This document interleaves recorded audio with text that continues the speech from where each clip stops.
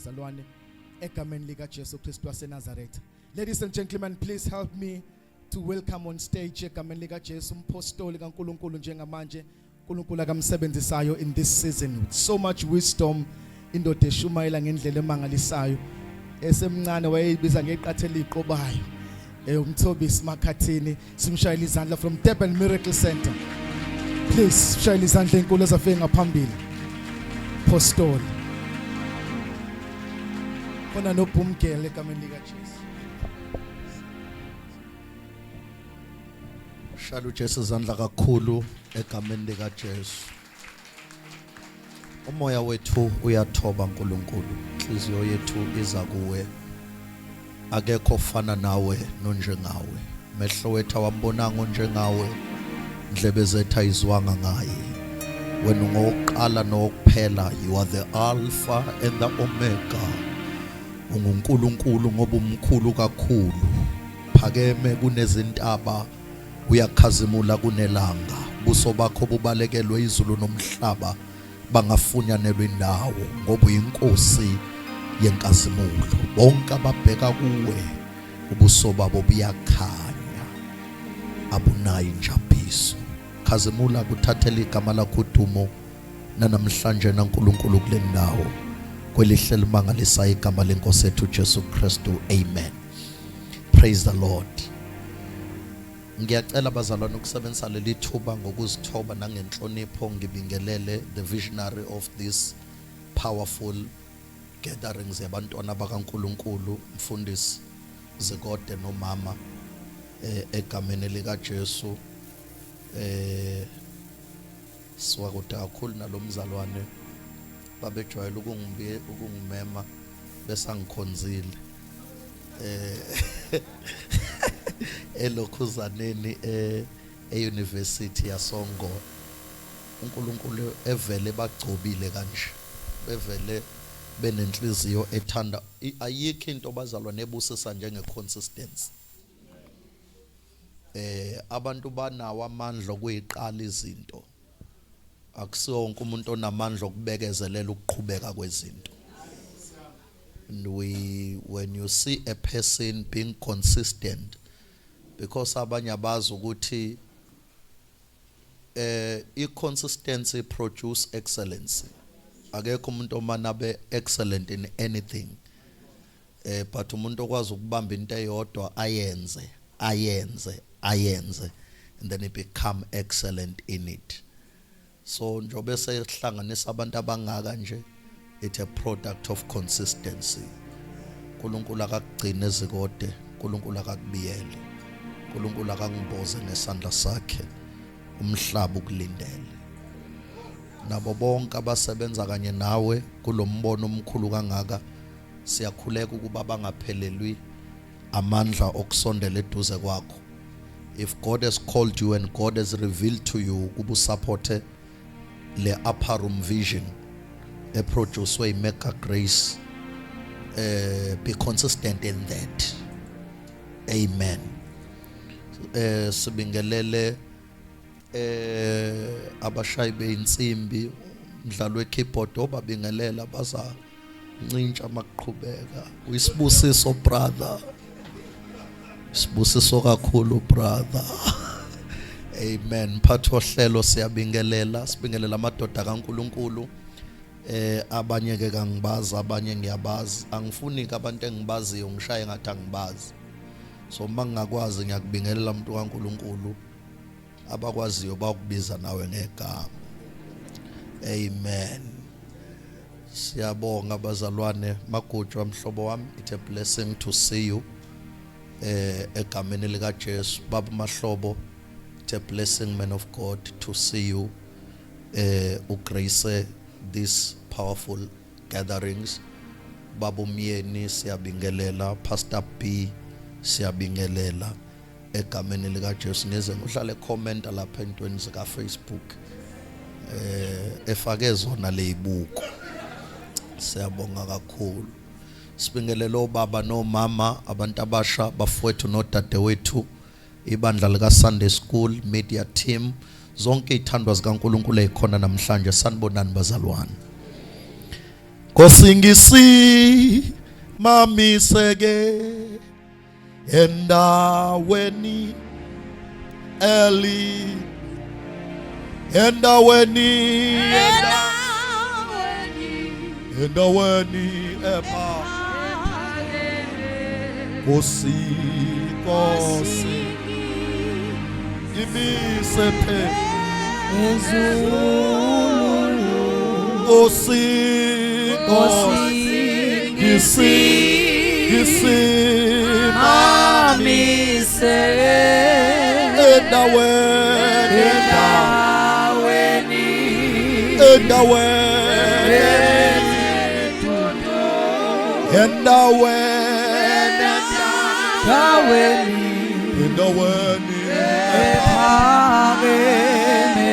Kosi imise phe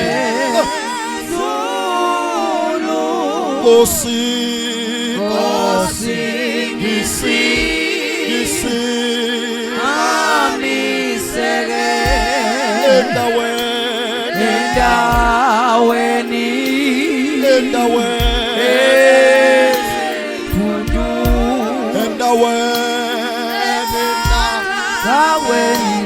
endaweni epha Kosi awubazalwane ngimise awubazalwane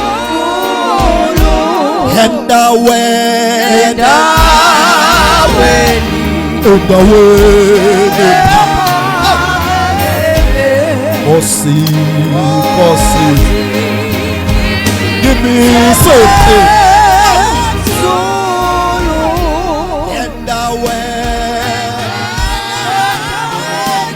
endaweni epha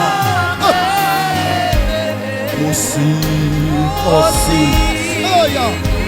ngimise it's a prayer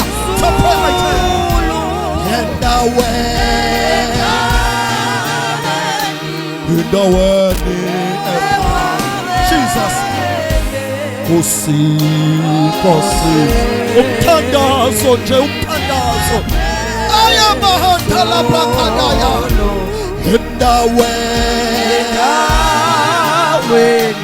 endaweni epha Jesus Kosi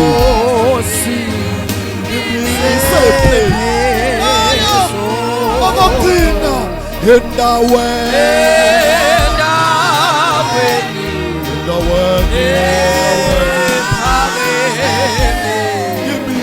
Kosi ngibise Kosi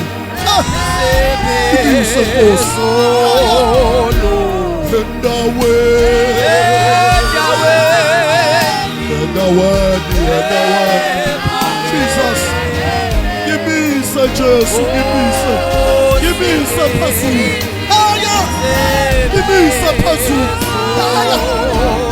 endaweni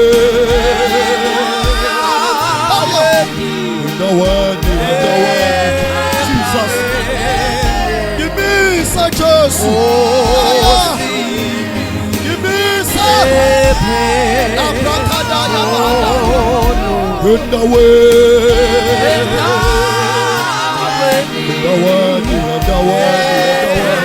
Jesus ngibise Jesu jala brakada seya mahadaya ngibise phezulu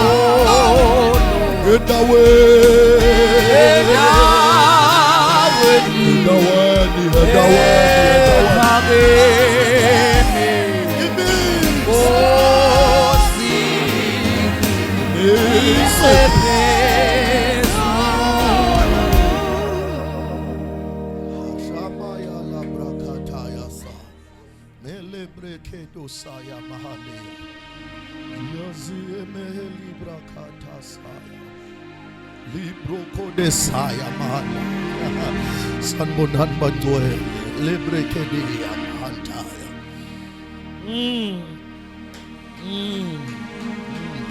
good God ufuna ukukhuluma nje ngento emfishane namhlanje bese siyathandaza kushunyayeliwe la khuluma nje ngento ethi El Shaddai and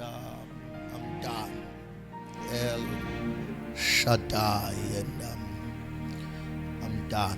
Amen. Just it's an invitation yokubona uNkulunkulu ngendlela yiyo okanye ngendlela azi-introduce ukuba yiyo. Genesis chapter 17 sizofunda verse number 1 and 2. Genesis chapter number 17 verses number 1 and 2. Ngibone ngathi ukhona umuntu obekufundela. Shaya mphathi wabasha. Funda uverse 1. Ungafunda nje uhleli phansi ukuze hlala nje phansi intombi ukuze umoya ungavuki wena uvuke mina. Verse 1 and 2. Siyafunda izwi lenkosi. Amen. Genesis chapter 17 verse 1. Sithi sihloko ukuthenjiswa kuka Isaka. Suke serious umuntu oqala ngesihloko. Uyayazi project yakhe yokufunda. Shaya mphathi wabasha. uAbraham eneminyaka engamashumi ayishagalolunye nesishagalolunye. Yeah, 99. uJehova wabonakala kuAbraham wathi kuye, nginguNkulunkulu uSomandla, hamba phambi kwami ungena cala. Qedile ntombi. Qedile ntombi. uNkulunkulu abusise ukufunda kwezilaye ibandla lithi amen. Very interesting encounter of Abraham. Ngifuna sicabange ngale verse bazalwane, imessage le uNkulunkulu ayinikeza uAbrahama after uAbrahama ekholwe uNkulunkulu iminyaka eminingi. uNkulunkulu biza uAbrahama and set Abraham on a journey. uNkulunkulu uthembisa uAbrahama izinto ezimbalwa lesikhathi ethi phuma emndenini wakini nasezihlotsheni zakho nasezweni lakini uye ezweni ongalazi engiyokuthembisa lona. So it was a call to walk in faith, because it was a call yokuya la ongazikhona ngoba wazi lo othi iyakhona. Ngoba angeke uthembe uhambo ongalazi ungamazi okumemela kulolo hambo. So that introduce and connotes ukuthi uAbraham usebe nobudlelwano obuthile noNkulunkulu bokuthemba uNkulunkulu ezingeni elithize. Now God is calling Abraham, setting him on the journey, but uthembisa uAbraham izinto ezimbalwa. Enye izinto uNkulunkulu ayithembisa uAbraham umthembise izwe ngiyokukunika lona. So he promised he will give him a land. Enye izinto ayithembise uAbraham umthembise many descendants. Umthembise ukuthi uzoba nabantwana, umthembise ukuthi uzoba nendodana. Now uyasazi ke story sika Abraham lithi iBhayibheli uAbraham wamkholwa uNkulunkulu. Njobe semthembise zonke lezi zinto uAbraham wamkholwa uNkulunkulu. Wayese elandela umkhondo kaNkulunkulu ngoba uyamkholwa uNkulunkulu. Wahamba uAbraham but endleleni isimanga azenzeki lezinto uNkulunkulu amthembise zona. Ya uNkulunkulu uthe kuAbraham, I will give you a land. Abraham akawuboni umhlaba. uNkulunkulu uthe kuAbraham, I will give you a son. Abraham akabatholi abantwana. He goes on and on. Kufika isikhathi la enhlizweni kaAbraham, uNkulunkulu, you are taking too long. Sasiyaguga nomngam. Lezi zinto okhulume ngazo awuzenzi. But at a certain point in time, in chapter number 15 of Genesis, uNkulunkulu is cutting the covenant again with Abraham. In chapter number 15, uNkulunkulu uvuselela covenant with Abraham. He affirms to Abraham ukuthi ngizoyenza lento engathi ngizoyenza. Ya uyabuya uNkulunkulu again. Abraham nginguJehova, ngizoyenza lento engithe kuwe ngizoyenza. I will give you a land, I will give you a son, I will bless you with many descendants, and ngizoyenza into eyodwa ngifuna kuwe, ngithembe, trust me. And I want to invite people who will trust God in his silence, because in chapter number 17 la sifunda khona God is speaking to Abraham again. Very interesting, Bab Mahlobo, because nasifunda khona God is coming to talk to Abraham again, because isikhathi between chapter 15 no chapter 17, it's 14 years difference. So God is cutting a covenant with Abraham again in chapter number 15, but it's quiet. 14 years later, He is coming to Abraham. Very much interesting encounter with Abraham, because it means Abraham wake wakhonza uNkulunkulu othule for 14 years. Wake wakhonza uNkulunkulu omthembisa izinto wamshiya kanjalo, kodwa wangayishintsha indlela yokumkhonza. I want to invite somebody who are experiencing the silence of God. When you are serving God faithfully, when you are serving God patiently, when you are serving God passionately, but ngathi lo Nkulunkulu othembeke kuye engathi akathembekanga kuwe, kubukeke thule.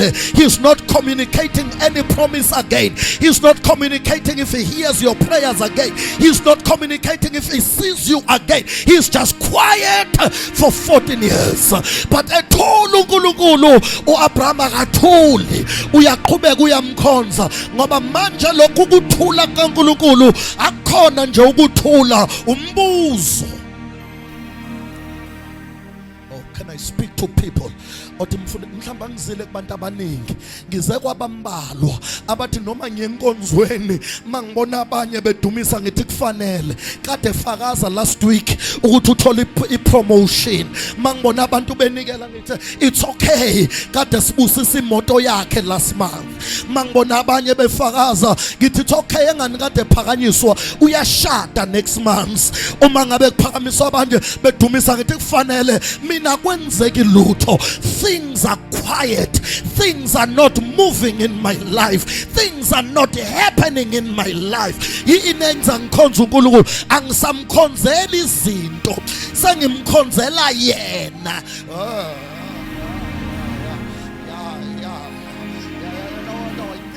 I'm about to communicate something here, because ukuthula kukaNkulunkulu kukumbuzo, umbuzo othi ungubani uNkulunkulu kuwena, isiphi isizathu sokumkhonza. Now because there are many people esingacabanga ukuthi bayamkhonza kanti bakhonza ukwenza kwakhe, abakhonza uqobo lwakhe. So now there are times where kuzothula uNkulunkulu ebuza ukuthi ukhonza isandla sami noma ukhonza uqobo lwami. There are people who worship God because things are still happening in their life. There are people who worship God because they still feel his presence. 14 years is quiet. 14 years there is no revelation. 14 years there is no vision. 14 years there is no encounter. 14 years is not feeling anything. 14 years there is no visitation from the angel of the Lord. 14 years there is no divine vision. 14 years there is nothing that he sees, but he's still holding on. He's still believing God. Ukuthi lo engimkhonzayo akashintshi, namazwi akhe akashintshi, kanti isikhathi sakhe esakhe akuse sami. Continues to worship a silent God. Kodwa ngibuzo oyedwa nje, can you worship him when he's quiet, or you worship him because he's active? Yeah, but this God can be silent.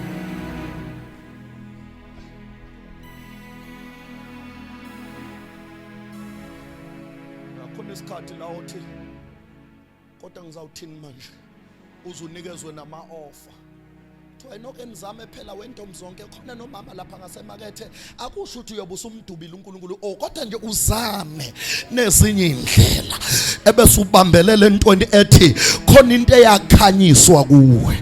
On the day God revealed himself to you, and when you said yes to Jesus, there are things ezakhanyiswa kuwe. Awusabambelele okwenzeka manje, sewubambelela ukuthi okwenzeka kuwe kungaphezulu kwento engenzeka, bese kuthiwa ungayikhodlanga indodana kuphela kwayo intoni enye angenakusinika yona. So umethule akusho ukuthi angeke asenza, umethule usukenza kodwa ngokuhlukile.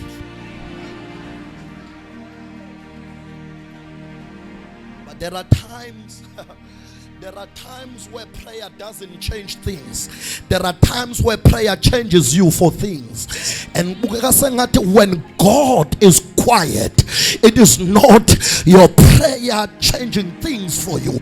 It is your prayer changing you for things. That when things come in your life, izinto zokufika usetshenziswe ngoba kune order eyalahleka in the prodigal son, because a prodigal son made a confused prayer.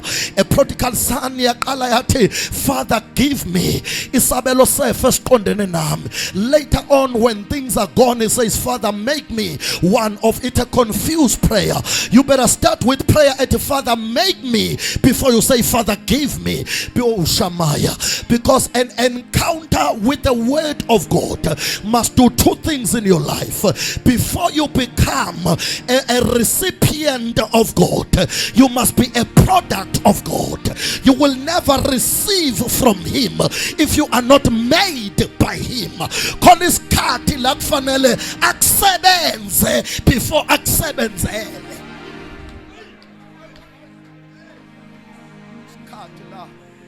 Fanele akusebenze before akusebenzele.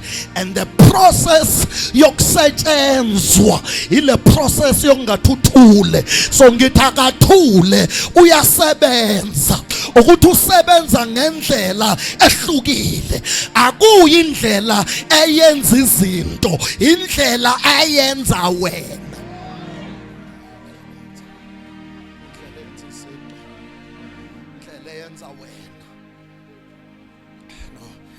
Quiet God for 14 years. When he was 99 years, Nkulunkulu is speaking to Abraham again. And this is the first time Nkulunkulu is introduced to Abraham. Uthi Abraham ngingusoma. This is the first time God is calling is calling himself by this name, Almighty. Yeah, siyazi ukuthi he has spoken to Abraham before, but he said, I am your shield. He's spoken to Abraham before, he said, I am your reward. And this is the first time he says, I am El Shaddai. Yeah, but in this occasion, Abraham was 99 years, is about to give up, and God is coming to him. But before ngikunikeza umntwana, kuthi ngisintroduce nje kuwena. I want to introduce myself to you. God is introducing himself. He is not somebody introducing God to Abraham. It is not even Abraham trying to tell us who God is, but it is God himself introducing himself to Abraham. And he says, I am El Shaddai. And the word El, as you know, it means God. The word Shaddai, it carries different explanation, but the word Shaddai, it carries a meaning of a mighty one. Yeah, it carries an idea of a person with a big-chested somebody, a person that is able to do what he wants to to do. He is all powerful. He is all sufficient. He is the absolute ruler. He can do all things. He is El Shaddai. And umethi ngingu El Shaddai, uthi nginakho konke, nginamandla onke, ngingenza konke, futhi ngibusa konke. Every time when you say God is El Shaddai, you are connoting that this God you are praying to unakho konke, unamandla onke, engenza konke, futhi ubusa konke. So he says to him, I am El Shaddai. And we know when Melchizedek revealed God to Abraham, he said he is the Almighty God. But here God revealed himself to Abraham. And he's saying, Abraham, I am El Shaddai. I am the Almighty God. And it is very interesting bathandekayo, because ufika uNkulunkulu kuAbraham, uAbraham unanga kubazalwane 99 years old. Abraham ubelinda umntwana esanamandla, waze waphelelwa amandla biologically yokwenza abantwana. No Sarah isibeletho sakhe kuthiwa safa. So uNkulunkulu ufika ke kuAbraham during these two impossibilities, and he says to Abraham, Abraham, before I act and do, I want to establish a revelation of my identity. I want you to realize something about me. If you realize that, ayikho into ozoyibuka ngeso layo, yonke into uzoyibuka ngeso lami. The moment you know who I am, you will be bold to face anything that will arise in your way. He says, I am El Shaddai. I believe God is saying the same to somebody namhlanje. I am El Shaddai. I am El Shaddai. I'm not through with you as yet. I am El Shaddai. First, it carries that God is all sufficient. Uyanelisa zonke izidingo zethu, ngoba uNkulunkulu unamandla onke. Ayikho into afisa ukuyenza angenawo amandla okuyenza. Yonke into acabanga ukuyenza unawo amandla okuyenza, ngoba uNkulunkulu akayena umuntu. Mina ngafisa ukwenzela something, but ngithi ngizoyenza ngesikhathi esukuthi ngingayenzi, ngoba ngumuntu. Khona izinto engafika zingiphazamise emandleni ami okufeza isithembiso sami kuwe, bese kuba ungathembeki. Kanti akukhona ungathembeki ubuntu bami bokuthi I am limited in my abilities. But at the moment you understand ukuthi uNkulunkulu ngubani, is the moment you will understand ukuthi he is not limited in his abilities. Anything he imagines to do, he has power to do it. He's all sufficient. He's all powerful. Obathandekayo kwathi ngim-introduce uNkulunkulu. Mawufunda uGenesis chapter number 1. Verse number 1. Funda mphathi wabasha. Lilibeke phi iBhayibheli lakhe. Genesis chapter 1 verse number 1. Sengiyathandaza abafowethu. Abraham, I am El Shaddai.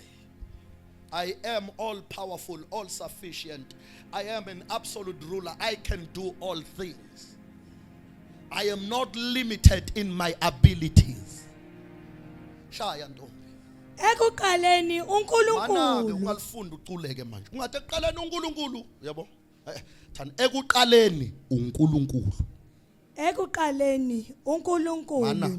Ngifuna ulifunde nge-cardiology system, ya? Ulifunde cardiologically. Thani ekuqaleni uNkulunkulu.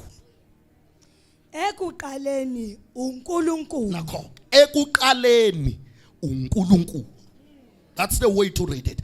Ekuqaleni uNkulunkulu. So I want you to understand that. Ekuqaleni uNkulunkulu. Qhubeka ke mphathi wabasha. Wadala izulu nomhlaba. But ekuqaleni uNkulunkulu. So that thing is telling you manje ukuthi before there was heaven, before there was earth, there was God. Ungakabi bikho umhlaba, lingakabi bikho izulu, kwakukhona uNkulunkulu. umbuzo uthi wayekuphi, because there was not even a space but there was God. Umbuzo uthi wayekuphi, wayevelaphi, edalwe yini. Lalela, ekuqaleni uNkulunkulu. Wayekuphi, wayekuye. Wayehlaziphi, ehlala kuye. Ephila ngani, ephila ngaye. Ephilela bayiziphilela yena. Ekuqaleni uNkulunkulu, kwangakabikho izulu, kwangakabikho umhlaba, kodwa yena wayekhona. Konke kwasekuvela ngoba khona yena. Kanti ubedalwe ubani lo Nkulunkulu? Lo Nkulunkulu uzidale yena, ngoba kekho bemkhulu kunaye obengamdala. He's so powerful to a level ukuthi this God uzidala yena. Umbuzo uthi ezidala ngani? Ezidala ngemfihlakalo. Evelaphi? Evela emfihlakalweni.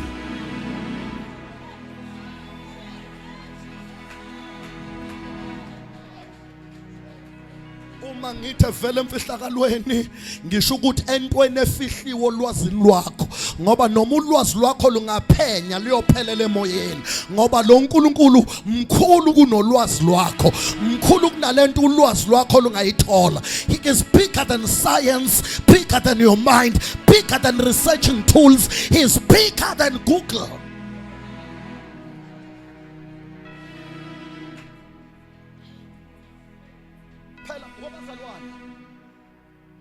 Lethu uNkulunkulu isho ukuthi mkhulu kakhulu. Lento ethi nje uNkulunkulu isho ukuthi mkhulu kakhulu. Kusho ukuthi mase uqeda ukucabanga yonke into enkulu, uNkulunkulu mkhulu kunayo. It was a missed call.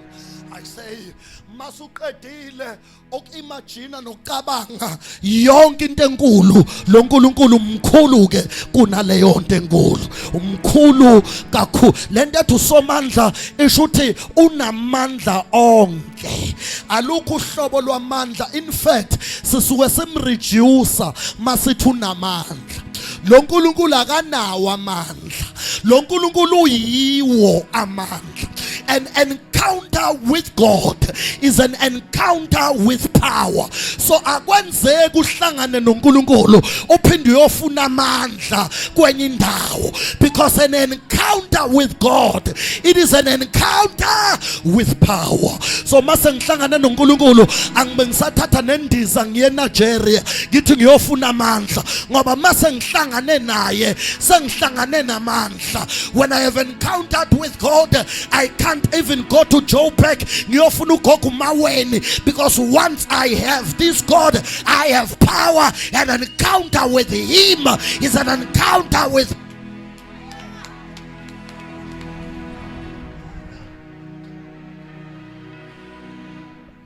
khulu kakhulu simanga sikaNkulunkulu. Before there was heaven, before there was earth, there was God. In fact, lento ethe kuqaleni uNkulunkulu, I like it, because lento ethe kuqaleni mina ngedwa babamahlobo ngisuse lo dhinji yabo lo in the beginning, ngoba ngibona ngathi lahla the entire cartological sense. Mina ngithi mama umfundisi, in beginning God. Because now masa ngithi in beginning God, sangithi because he himself is a beginning and the end. So masa ngithi in beginning God, sangithi in God, God created. Because ayikho phela into eyayikhona, kwakhona yena. Ngaphandle kwakhe ayikho enye eyayikhona, kwakukhona yena. Ephila kuye ngaye, evela kuye. So let me tell you, ladies and gentlemen, in fact I feel like saying to you, congratulations. Masu ufike kuNkulunkulu, ufike kwi last now. Yes. Congratulations, congratulations. You are in the last number.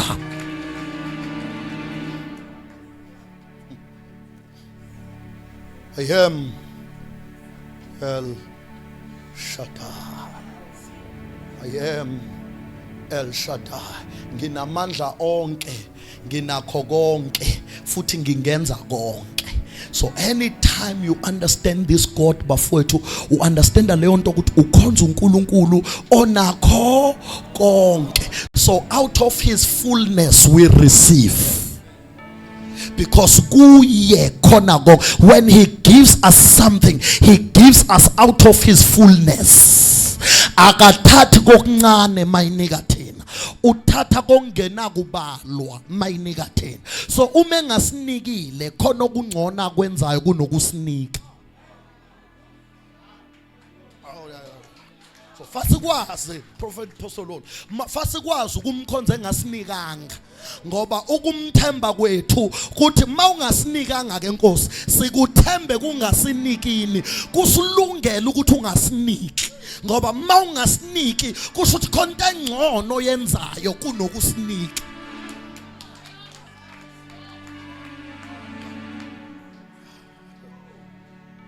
Because I feel like saying this way, but my good, or good. Nkulunkulu ukhulume nami long time ago wathi, God is not a Father Christmas. He's our Father. A relationship between your kids and Father Christmas are the gifts that Father Christmas gives. But the relationship that you have with your Father is the blood.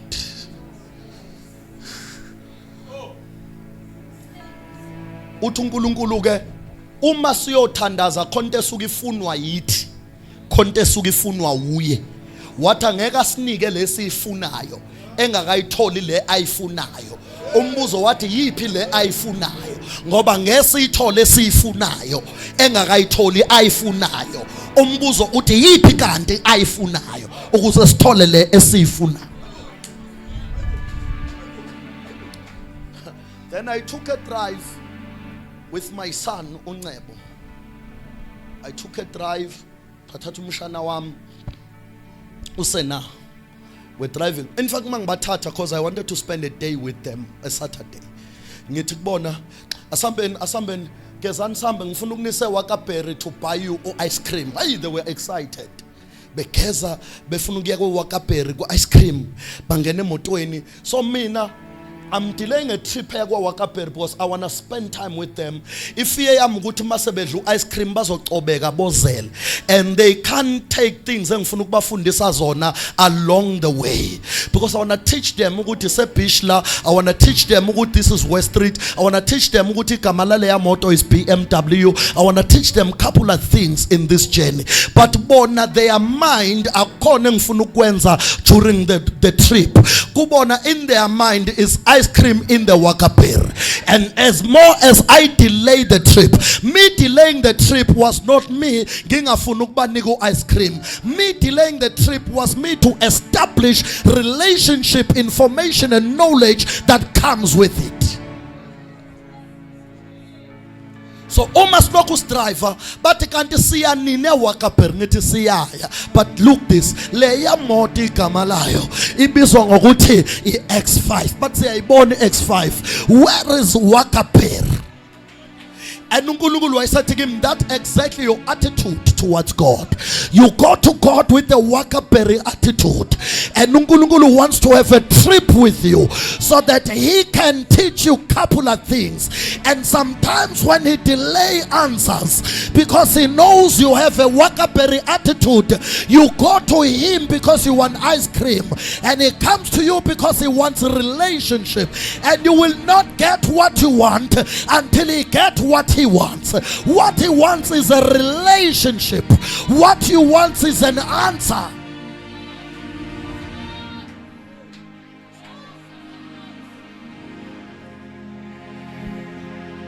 In a way, God sometimes delays so that he will get our attention, because he don't get your attention when you have all. You are busy with the things of God away from God, and then he hinders his things so that he gets your time.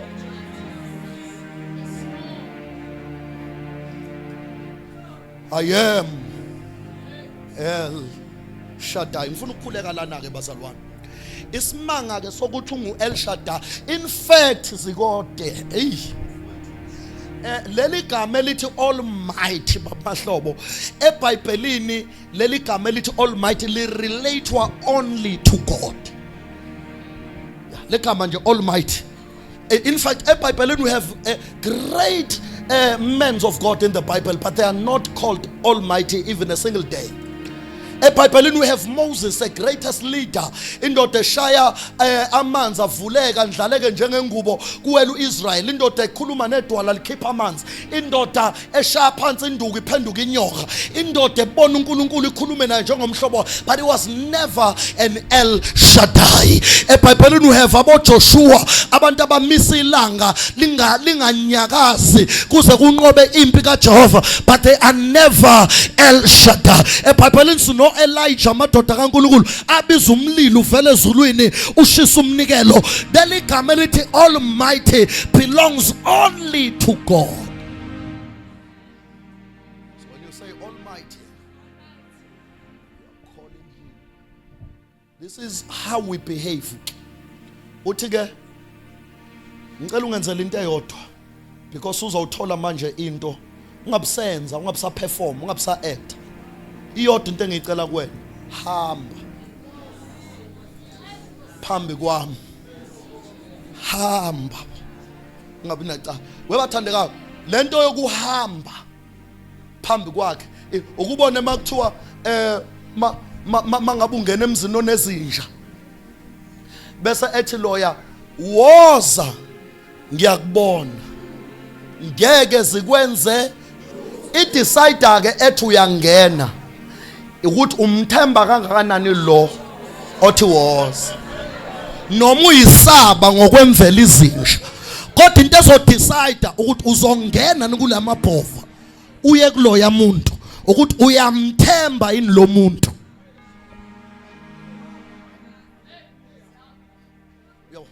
Hamba ngiyakubona.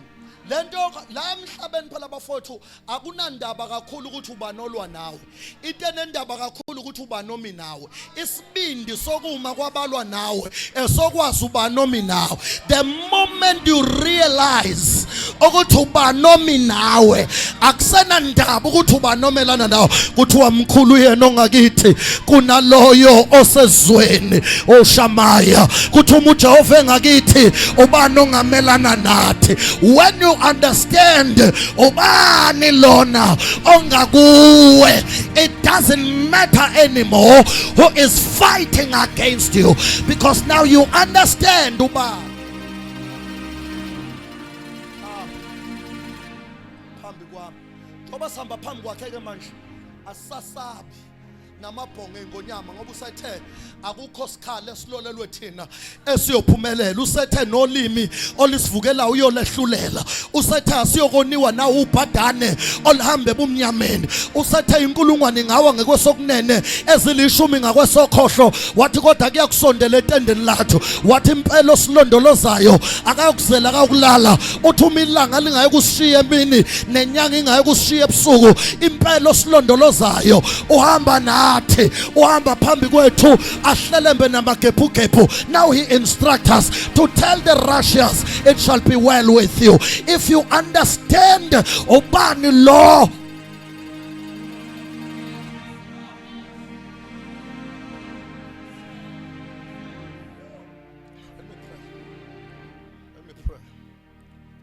manje uNkulunkulu umeze introducer kuAbraham. I am El Shaddai, hamba phambi kwami ungenacala. Ingoba ufuna uAbraham asikholwe isithembiso, because there is one thing bafowethu about the promise. The promise will always change your life.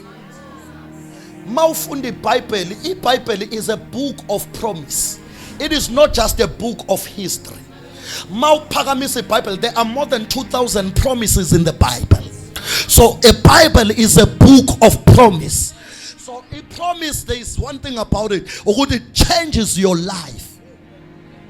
Angithi mawuhamba nje uyintombi yakena uhlangana nensizwe uguqe phansi ikhiphe into nje ewucingwana ithi would you, bese uthi wena yes, bese ifaka lo cingwana lo cingwana has just changed your life. Because mase kuma iBMW later isithi awusori ntombi ungokwabani bese uthi brother ngiyakuzwa but sorry I am. The question is that you are not taken. You have a promise, but a promise changes even your decisions. Yeah, a promise changes everything. Yeah, uthi I am taken. Yeah, uma uze enkonzweni nje ye upper room bese athi onemoto uyaye enkonzweni ye upper room uthi ngicela ungabusakho ngizodlula ngikuthathe sambeni sonke bese kufika omunye onemoto athi awuye enkonzweni uthi ngiyaya ngena phela samba uthi ngiyabonga but ungahamba I am covered. The question is that you are not covered as yet. You are just given a promise, but a promise suggests you are covered. Oh God. If we understand the promises of God, asimuvwa izinto ekuthiwa ziyasheshisa ekuthiwa manje ayithiwa manje ngoba sazi ukuthi sithenjisiwe. But again, the power is not on the promise itself.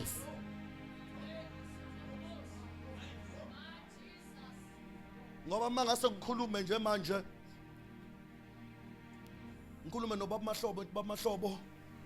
Hey, we honor God about you, man of God. When is your birthday? Asho bese ngithi baba Mahlobo ngicela ukufika ngizokuthengela iPorsche on your birthday. Uzongizwa nje ubaba Mahlobo hamba ukhuluma nomama athi hey nkosikazi omakhathini mabeneme bengakuthembisa izulu. But uma ngase kuqhamuka uPatrick Motsepe athi baba Mahlobo when is your birthday? Besides, I'll buy you a Porsche Cayenne. Uzofika ethi hey nkosikazi fast ichithe le moto ngoba makufika iPorsche izo. It is a same promise but different reaction because the power is not on the promise itself. The power ukuthi ubani lo othembisile namandla unawo yini alento ayithembisile. So into eyenza sinyakaziswe isethembiso akusona isethembiso ngokwaso kodwa ukwazi ukuthi ubani lo othembisile namandla akhe okufeza lento. So when we are moved by the promises of God, ukwazi ukuthi ubani lo osethembisile lo nothe ungasabi angikukiyeka ngikukushiya uJehova wasemandulo ongadalwanga kodwa uzidalile okhulume ngezwi kwavela izulu kwavela umhlaba uyena owayekhona okhona noyoba khona kuze kube phakade all uIsrael ngesandla esinamandla wamkhipha phansi kolaka likaFaro uNkulunkulu obizwa kungekho kube khona uyena okuthembisile ofohla njengokufohla kwamanzi amaningi uyena okuthembisile uAlpha uOmega uyena okuthembisile. The moment we know God is the moment we hold on to the words of his promise, and the more we know him is the more we believe in his promise. The more we know him is the more sibambelela kulokho akushilo kuze kwenzeke. In fact, lento ayishilo siyayisho on our daily places. I am blessed coming in, I'm blessed going out, I'm blessed in the field, I'm blessed in the city. The Lord is my refuge, in whom I shall trust. He is my place of safety. He is my provider. He is my father and my fighter. He is my protector and my shield. He is my reward and the giver of life. He is the center of my joy. He is the giver of life. He is the author of my faith. He is the reason of my prayers. He is the one who was, the one who is, the one that will forever come. He never changes. He is the same today, yesterday, and forever. Yonke into ayishilo unamandla.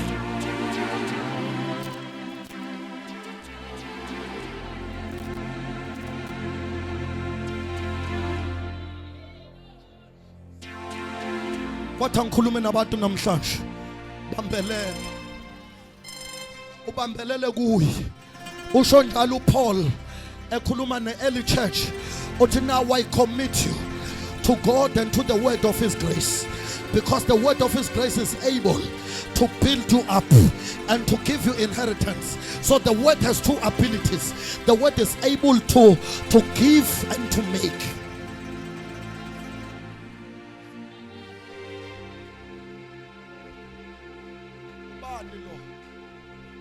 He is El Shaddai.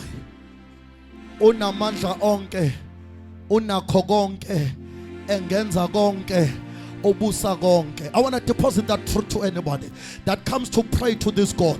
Lo nkulunkulu othandaza kuye namhlanje unakho konke, unamandla konke, engenza konke, obusa konke. Can I just say it once more time, that anytime you pray and you are praying to this God, you must know that this God you are praying to unamandla onke, unakho konke, engenza konke, obusa konke. Anytime you are praying to this God,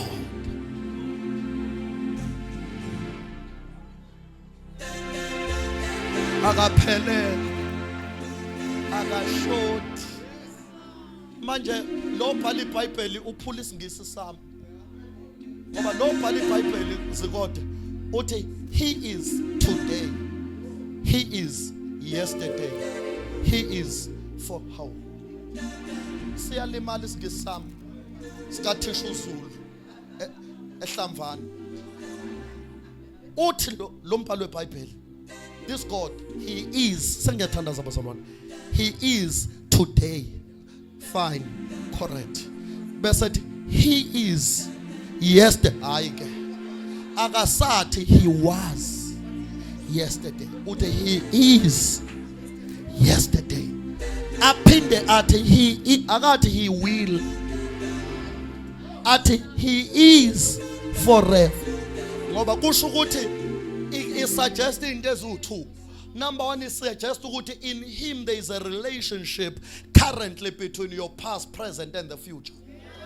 That things ezingenzekanga kahle in your past, they can be rearranged today for the better future today. But you are given your future now. But again it suggests that this God is always at present. Ngoba uthuma introduce ku Maria athi I am the Emmanuel, God with. So again uNkulunkulu owaye, uNkulunkulu ohlale.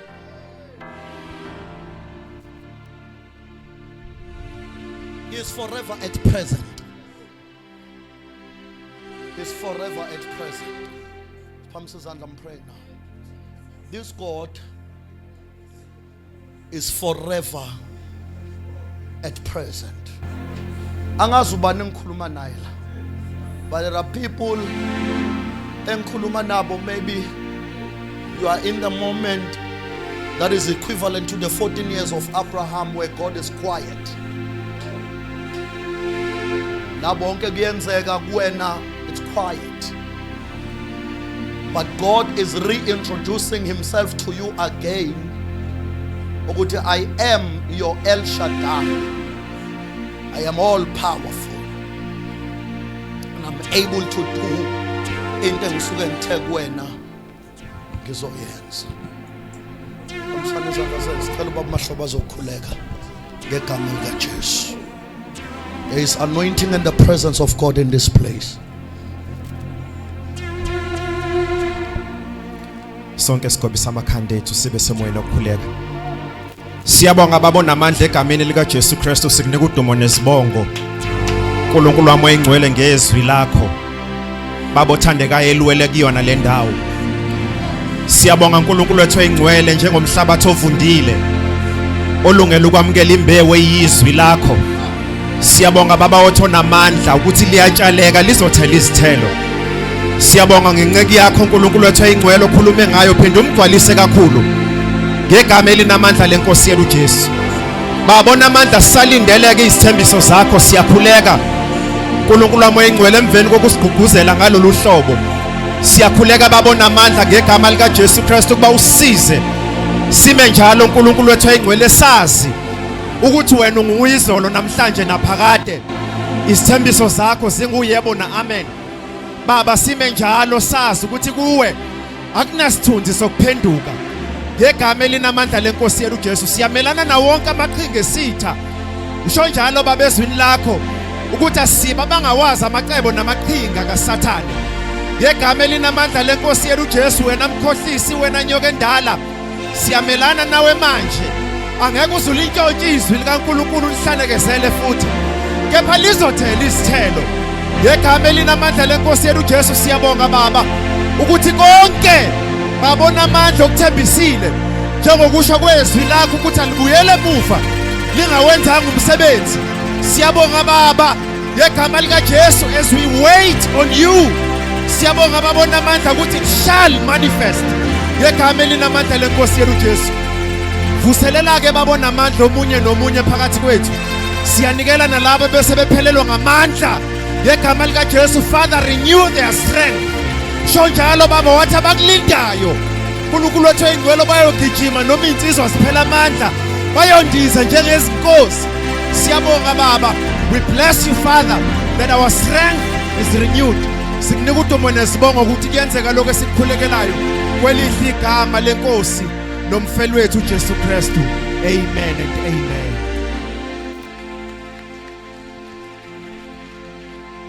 Engenza konke unamandla onke simeni ngeenyawo singabe sahlala phansi. Engenza konke unamandla onke ungu El Shaddai akukho angeke kwazi ukukwenza.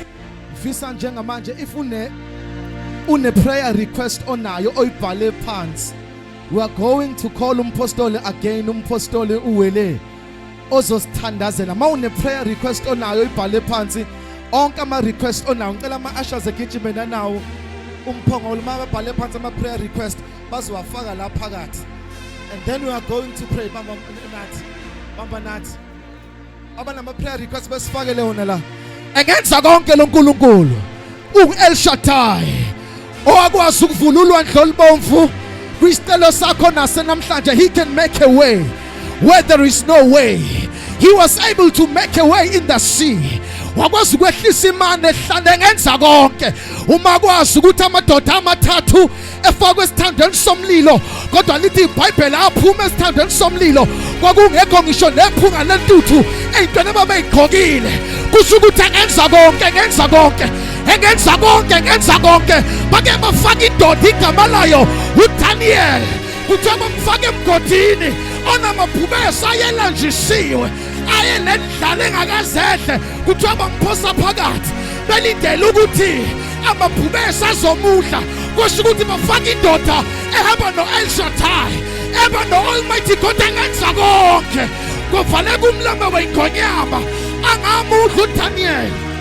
Engenza konke, engenza konke. Faka iy'telo zakho kulezi zinto ey'dlulayo sizothandaza ngoba sinyukele ekabeleni eliphezulu. Sizosho njalo namhlanje ukuthi noma ngabe isitha sivula intuba engakanani kodwa engenza konke ngoba mkhulu nathi ukunayo sezweni. It doesn't matter who is against us as long as we have God on our side, and this God can do anything. Engenza konke, engenza konke, engenza konke, engenza konke, engenza konke, engenza konke, engenza konke.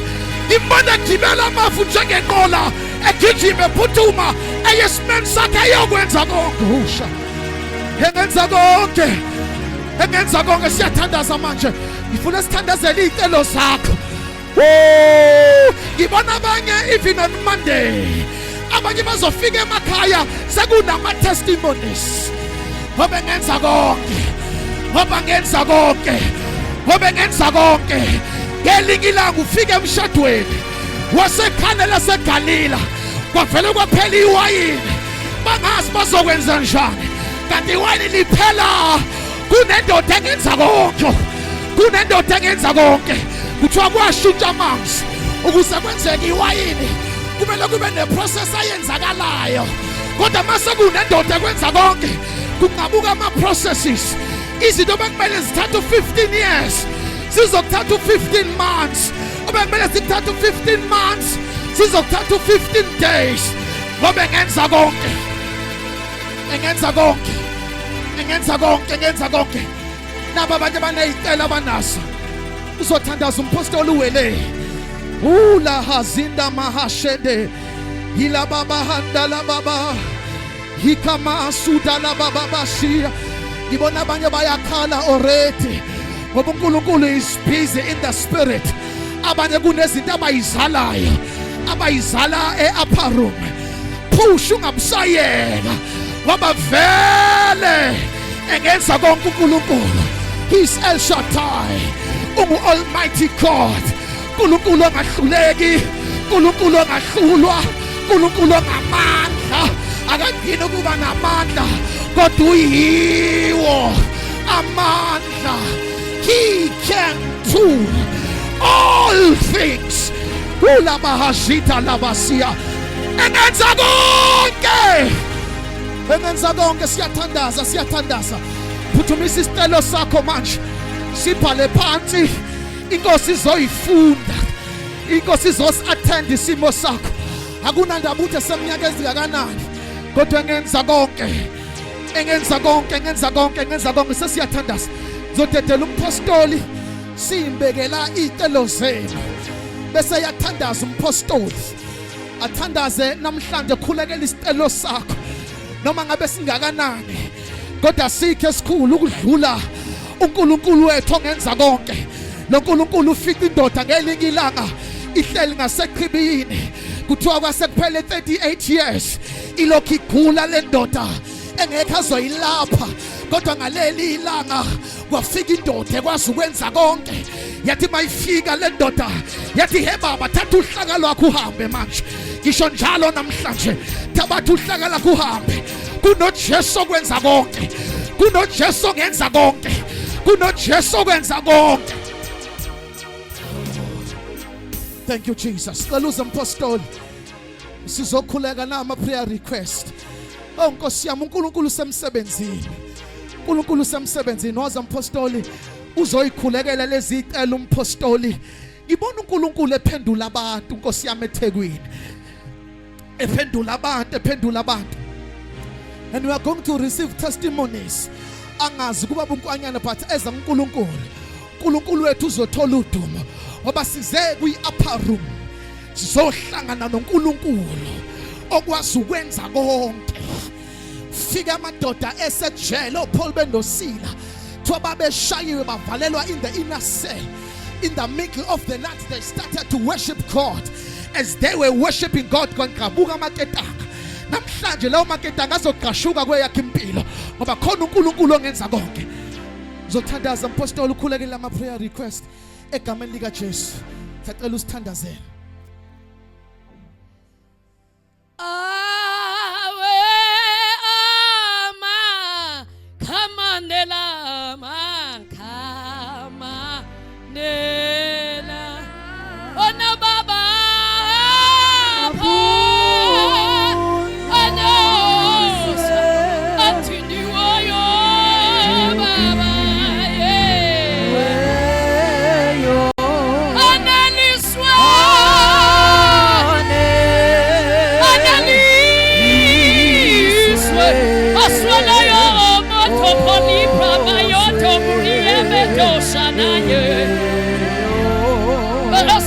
Sizanda setu tiprado cosina epa ano otonia pakapati linunima anosa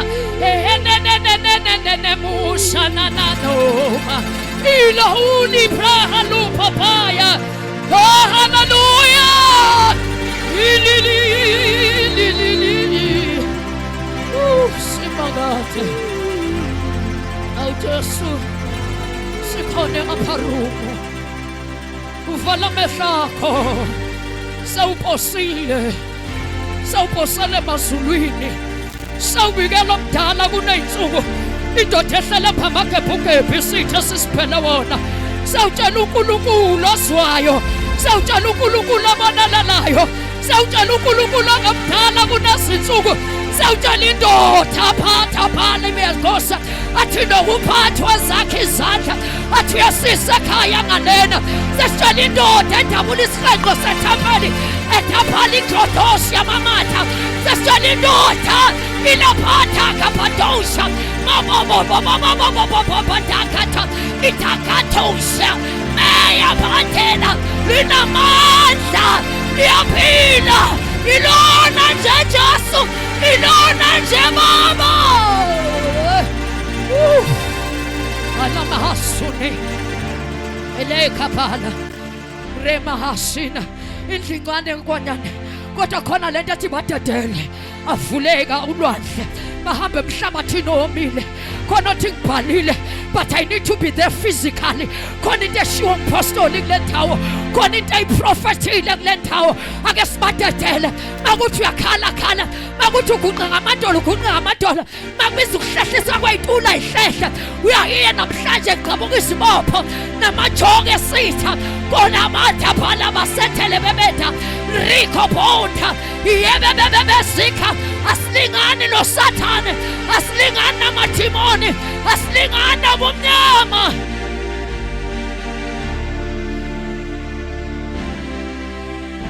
khona into eyenzakalayo shuni mahana maya khona umthombo ovulekile uthi ngizalela abantwana bami uthi ngizalela ikhaya lami uthi ngizalela umsebenzi uthi ngizalela ilamahanos yebe kepepeli mosia rakabasotho lobobo sala lapha emuva makhamba kahle kodwa mawuthi Nkosi I need to touch the hem of your garment change my life change my atmosphere change it God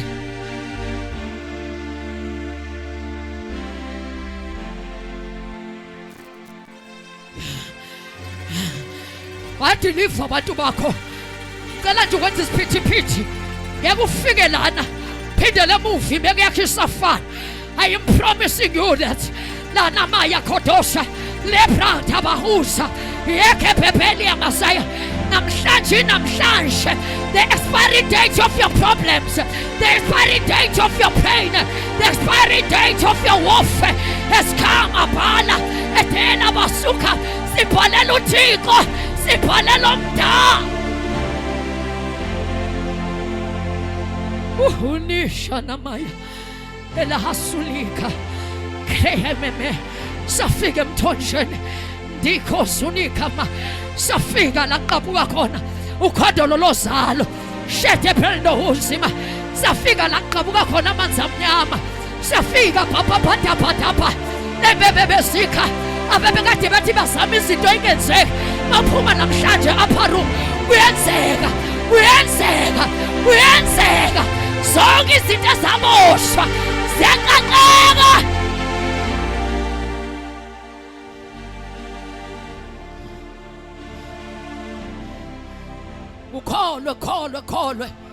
ukholwe ila sina asitshalanga inyanga yangakini asitshalanga insurance yakho ekubuza isipasine special masuzoclaim kodwa sitshela uYehova wathi waJeremiah ungekabuzwa mina ngakwazi it doesn't matter the storm it doesn't matter the pains akunandaba nedelay kodwa siphalela uThixo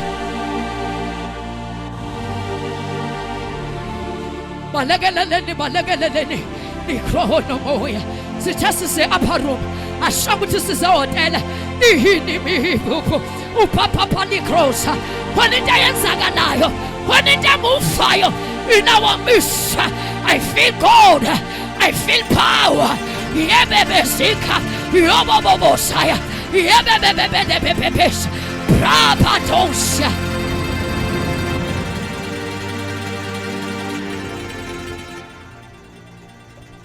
asinawo amandla kodwa sicela ukubiza indoda ilamahasuni yamakapha labasotha ephombo simphetha indlela la ibingekho khona suna mahala mahosia upapaya hedefrekosia defelwa yelaya we make a miracle worker promise keeper the light in the darkness his name is Jehovah elabosia sabona nkulunkulu sabona makawuntela sabona kutane sabona ngangamshela sabona Adonai sabona hlabahlosi sabona nana namayethele bebuza ithi nje nkulunkulu ithi mini maya masana khona into elungayo.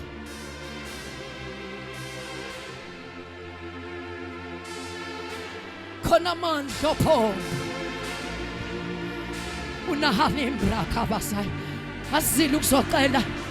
We are taking it by fire, by force. It belongs to us. Devil is a liar. Who are you to step in the territory that has been designated by God, set aside by God?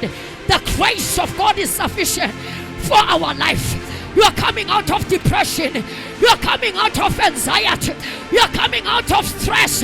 You are coming out of bad circumstances. You are coming out of your wilderness. You are coming out of bad financial situation.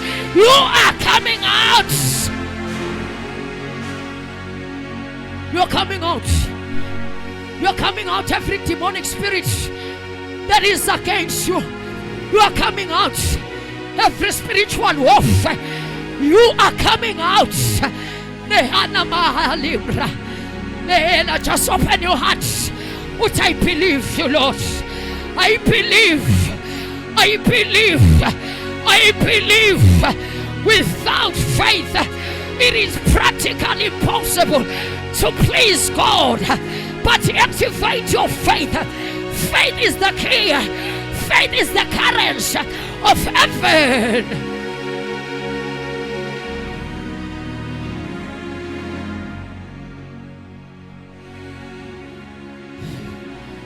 Sasikhona.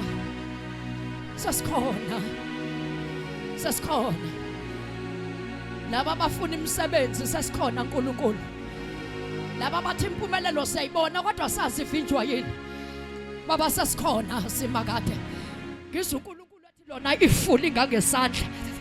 Kodwa imvule enkulu yeza. Brahata lima ungabe usandelela. Bokudabophela kaphatali yamahana. Father, let it rain. An outpouring of your blessing, an outpouring of your favor. Locate me, O God. Rehina, wipe my tears away and hear my cry. Blessed are those that wait upon the Lord, for they renew their strength and they shall soar in again. You are unstoppable. Ulahasina. Yes, Lord. Siphinde siphakamise izandla zethu. Makuthi sibeletho sakho sivalekile. Thatha isandla sakho sibeke sibelethweni. Imamando ukramayo. Zula yebhekele bosa. Bonke laba banama miscarriages. Dusha namandelebe. There is a dunamis power. Kondembringo sunima. Uzima mamando kosaya. Etelima hasuna. Unimahano shamamando.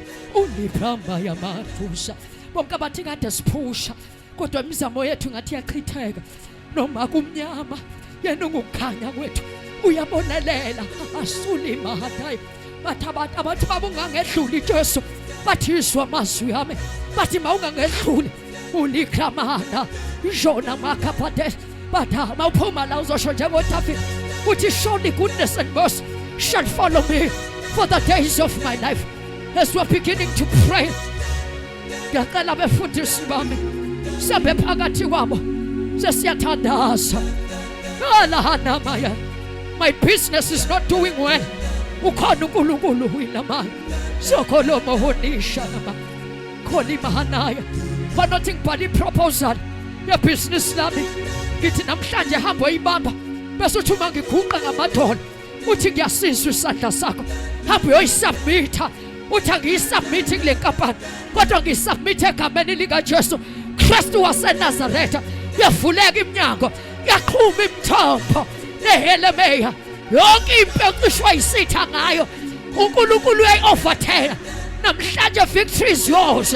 Victory is yours. Victory is yours. Egameni lika Yesu sibabeka izandla.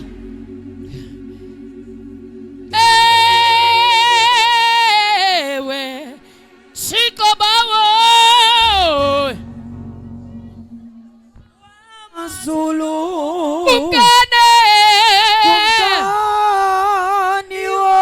kumkani sizulu wena sithi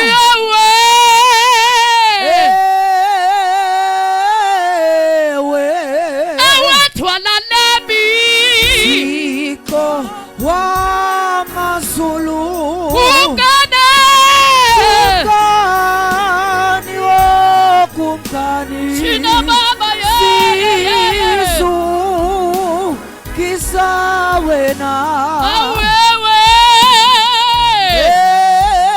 esishasone ewe baba Thixo wamazulu kumkani kumkani wokumkani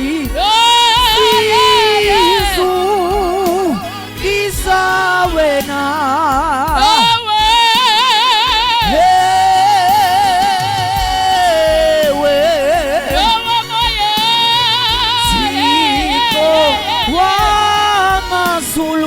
sithi kumkani kumkani wokumkani Sisu kisa wena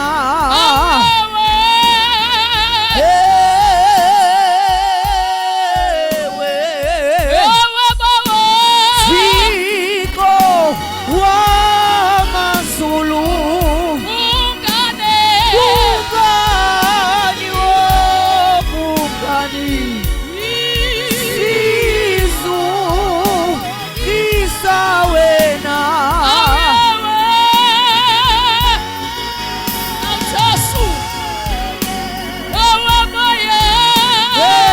Thixo wamazulu kumkani wokumkani Sisu kisa wena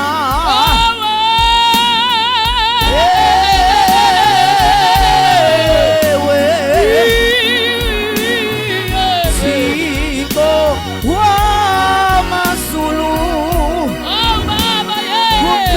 kumkani wokumkani Sisu kisa wena sizandla phezu kwamakhanda ethu as a sign of victory, as a sign of overcoming, as a sign of breakthroughs.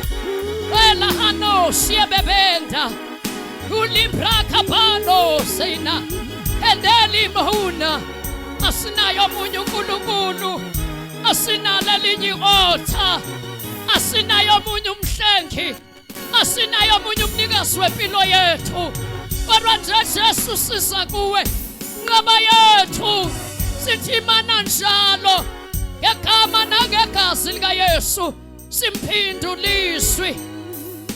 Thank you, Lord.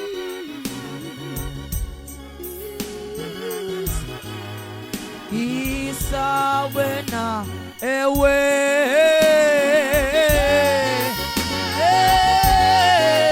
Thixo wamazulu Yebo Thixo wamazulu kumkani yebo kumkani wokumkani Sizukisa wena Sizukisa Sishokogcina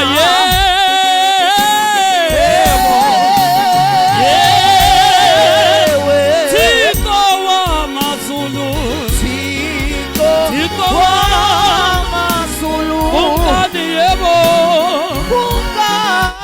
kumkani wo Isa wena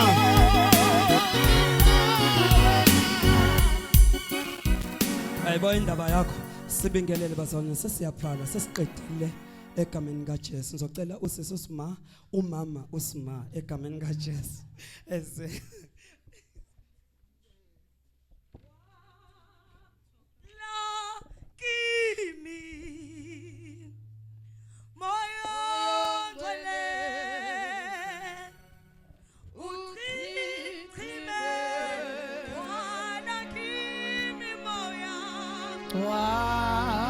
wala kimi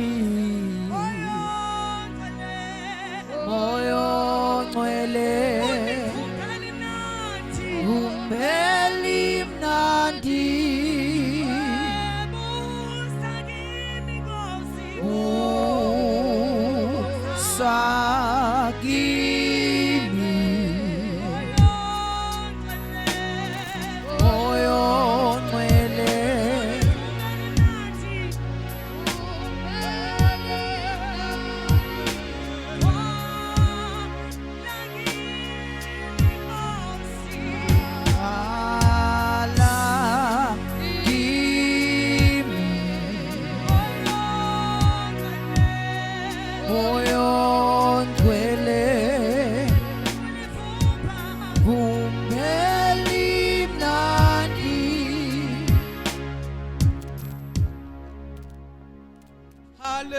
hallelujah, hallelujah.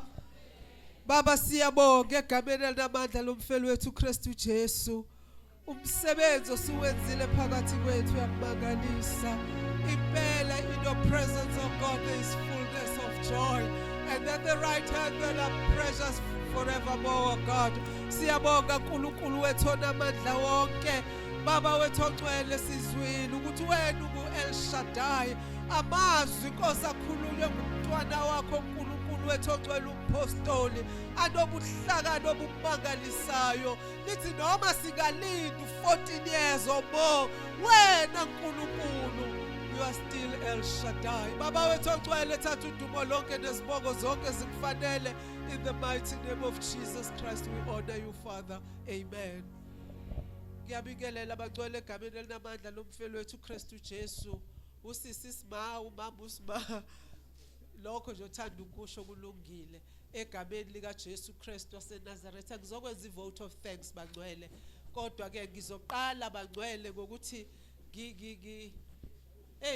ngibonge kumpostoli ngalesi sipho esivela kwiMega Grace bangcwele sokuthi nje mpostoli, we thank you so much, we appreciate you, and we are sure that God is going to take you to the highest level nge-anointing ayibeke phezu kwempilo yakho. Siyabonga sikuphathele ke mpostoli nasi isipho esivela kwiMega Grace yonke abantwana bakaNkulunkulu bathi siyabonga mpostoli in the mighty name of Jesus.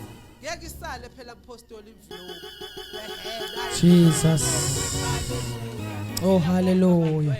Siyabonga bangcwele ngithatha ithuba leli kafushane nje sesizoqeda. Kodwa before abantu bangahambi bengadlulanga lapha eminyango, kukhona ojabulisa umzimba, ama-fruits kodwa ama-fruits enza umzimba uthokoze. So nizodlula lapha nithathe bangcwele okunilingene. Siyabonga mshayi wogubhu MC, we thank you so much. Nabefundisi bonke abakhona kule ndawo ngeke ngisakwazi ukubala namagama. Awu Mr D, siyabonga ubukhona bakho. Rale buhandada.